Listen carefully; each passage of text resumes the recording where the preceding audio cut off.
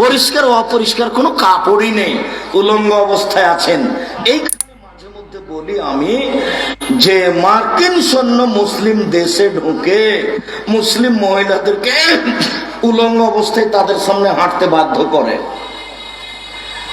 এই সময়ে যদি সলাতের টাইম হয়ে যায় তাহলে মুসলিম মহিলাকে মার্কিন সৈন্যের সামনে উলঙ্গ অবস্থাতেই সলাত আদায় করতে হবে, করতেই হবে।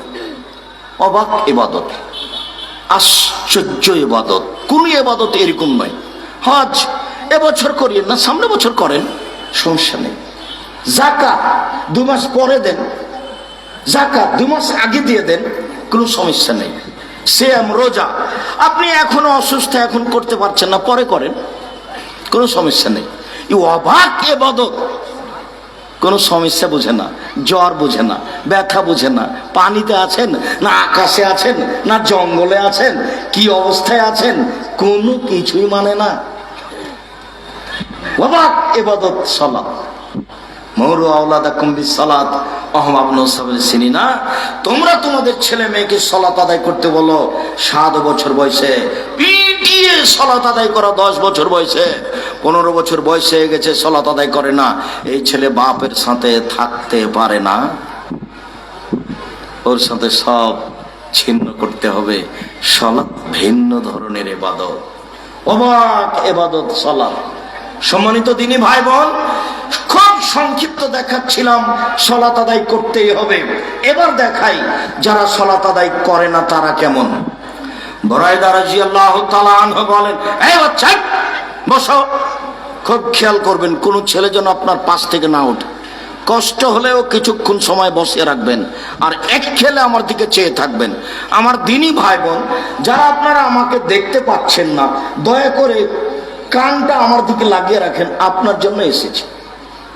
যতই কষ্ট হোক, কত সমস্যা নিয়ে থাকেন। একটা আপনি টিকিট করবেন, তা লাইন ধরে দাঁড়িয়ে আছেন ঘন্টা যাবত, 2 ঘন্টা 3 ঘন্টা লাইনে আছে, থাকাই লাগছে। আর আপনার কাছে আমি দিন ধর্ম নিয়ে এসেছি আর আপনি ভালোবাসাতে এসেছেন, তো এত তাড়াতাড়ি ভেঙে পড়ছেন কেন? দেখেন রাসূল সাল্লাল্লাহু আলাইহি সাল্লাম বলেন, মান তারাকা সালাতা মুতাআম্মিদান ফাকাদ কাফারা। কেউ যদি ইচ্ছাকৃত সালাত ছেড়ে দেয় তাহলে সে কাফের হয়ে গেছে। আবু হুরায়রা রাদিয়াল্লাহু তাআলা আনহু বলেন, রাসূল সাল্লাল্লাহু আলাইহি সাল্লাম বলেছেন, উমিরতু নুকাতিলান নাস হাত্তা ইয়াকুলু লা ইলাহা ইল্লাল্লাহ ইউকিমুস সালাহ। আমাকে আদেশ করা হয়েছে আমি মুহাম্মদ সাল্লাল্লাহু আলাইহি সাল্লাম মানুষকে পিটিয়ে সালাত আদায় করাবো, মরবো না হয় মারবো। সালাতের জন্য যুদ্ধ ঘোষণা হবে, ওকে পিটিয়ে সালাত আদায় করাবো। হাদিস বুখারী মুসলিম। এই হাদিসের ভিত্তিতে ইমাম আহমদ ইবনে হাম্বল রাহিমাহুল্লাহ সেই কালে বলেছেন, কেউ যদি অলসতা করে 1 ওয়াক্ত নামাজ ছেড়ে দেয় তাহলে তাকে হত্যা করতে হবে।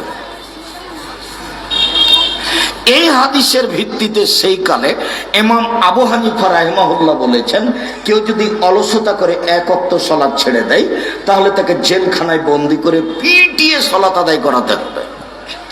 এই হাদিসকে সামনে রেখে বর্তমান বিদ্বান আরবি বিদ্বানগণ বলছেন, স্বামী সালাত আদায় করে, স্ত্রী করে না, স্ত্রী করে স্বামী করে না, তাহলে এদের বিবাহ বিচ্ছিন্ন হয়ে গেছে। কেন? এ হলো মুসলমান আর এ হলো অমুসলিম। কাজেই খাতা কলম লাগবে না, চেয়ারম্যান লাগবে না, মেম্বার লাগবে না, কাজী লাগবে না, বিবাহ এমনিতেই গেছে। তারা আরো বলছেন, এই লোকটা যদি মারা যায় তাহলে তার কবর মুসলমানের কবরস্থানে হবে না, একে হিন্দুদের শ্মশান ঘাটে ফেলে দিতে হবে। এই কথা বলছে বর্তমান আরবি বিদ্বানগণ, এভাবে বলছে। আব্দুর রাজ্জাক সাহেব আপনারা কি বলেন? আমরা বলি লোকটা অলসতা করে সালাত ছেড়ে দিচ্ছে, একে গ্রাম্য সর্দার দিয়ে বাপ দিয়ে পিটিয়ে সালাত আদায় করাতে হবে।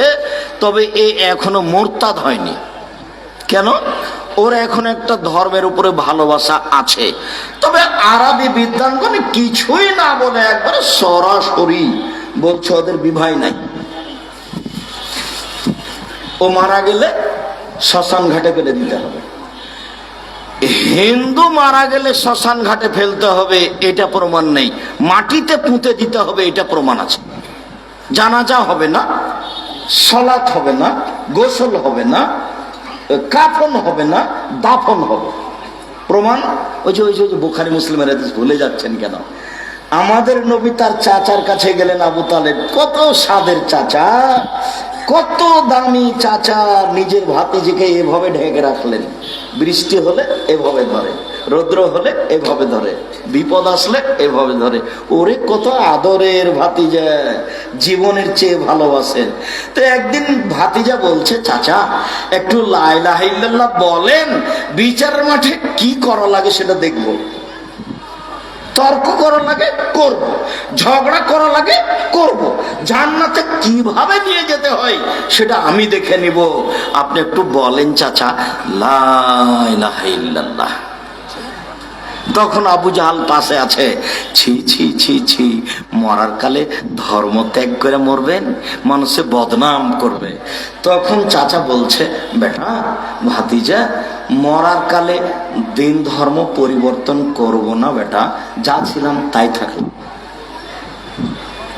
তো কয়দিন পরে মারা গেছে। তখন আলী বলছেন, আল্লাহর নবী আপনার চাচা মারা গেছে।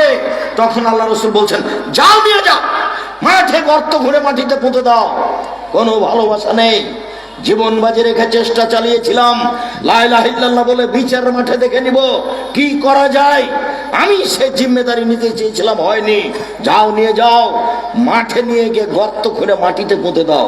জানাজা নেই, আপনার ওই কাফন নেই, দোয়া নেই, কিছুই নেই, গোসল নেই, কিছুই নেই। তাহলে অমুসলিম মারা গেলে কি করতে হবে? এই যে পুঁতে দিতে হবে।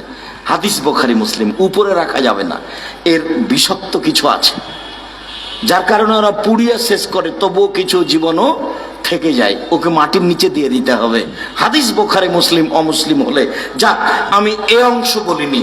আমি যেটা বলছি সেটা হলো এই, সালাত আদায় না করলে মানুষ মুসলমান থাকে না।